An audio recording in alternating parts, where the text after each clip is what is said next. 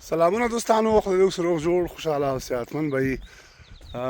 سهار کم از کم 6 بجې او 40 دقیقې دي او د ثور میاشت رابره ده.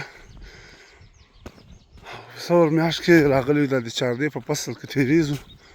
ماشاءالله ډېر زبردسته ماحول ده او ډېر زبردسته هوا ده.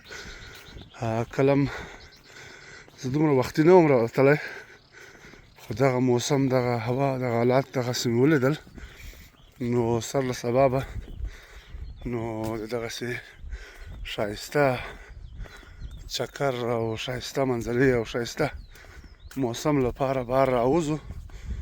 نو ټول کلي ټولې سیمې ډېرې زبردسته دي. یو ښایسته باران سوی ده چې دغه پشه موسم په دغه غنمو باندې پروت ده. نو دغه زموږ د کلي د چاردې د کلي فصلونه دي. کله کله د ځوانان مازدیګر او سهاري کې راوځي او دلته بانډارونه کوي. دغه ونې دي تاسو وګورئ ډېرې زبردسته ښکارېږي.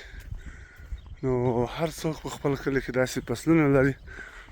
دا فصلونه د صحت لپاره چې د سهار وختي ورته راوځي نو بیا ډېر خوند کوي.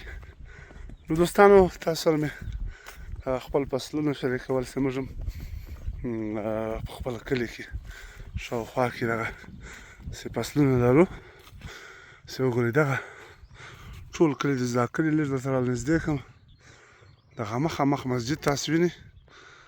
دا مسجد به زه درته رالنډ کړم.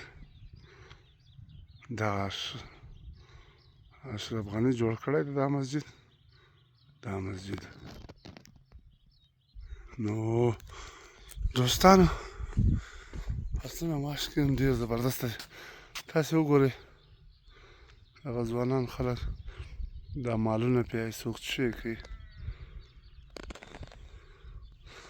هغه سترګه څومره پورته ولاړه ده. دا ماحول دا وګورئ دا د چاردې مازدیګری ده. وی چاردې سهاری ده، سهاری.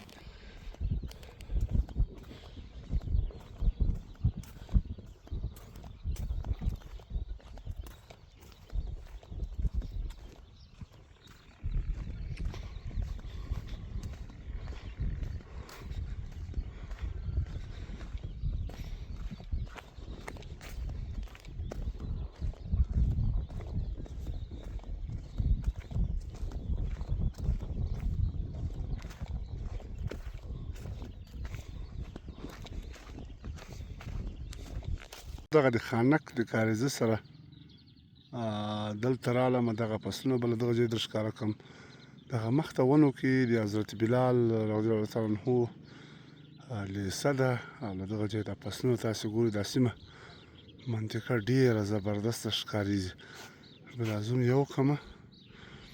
له دغه ځای هم دا د پسرلي په موسم کې بل د دې نوی کال د حمل او ثور په میاشتو کې دغه سیمه ډېره زبردسته ښکاري.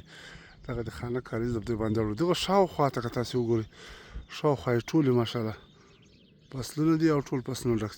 دا د موږ کلی ده او په دغه کاریزه باندې وخت نه وخت د موټرسایکلو لاره پیاده خلک تګ راتګ کوي، روان دي. دا وګورئ دا د موږ فصلونه دي، دا د موږ کلی.